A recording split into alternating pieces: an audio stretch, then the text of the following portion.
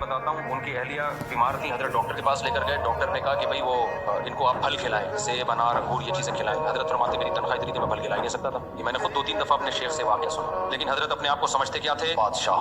تو حضرت فرماتے ہیں کہ جب ڈاکٹر نے کہا نا ان کو پھل کھلائیں، حضرت فرماتے میرے پاس تو پھل کے پیسے تھے نہیں۔ میں نے ڈاکٹر کو نہیں کہا کہ ڈاکٹر صاحب میں غریب آدمی ہوں، اتنے چمچے کہاں سے لاؤں گا، ایک چمچہ صبح ایک چمچہ دوپہر ایک چمچہ، ایک غریب کو ڈاکٹر نے کہا نا ایک چمچہ صبح کھائے ایک چمچہ شام، اس نے کہا اتنے چمچے کہاں سے لے کر آؤں گا ڈاکٹر صاحب؟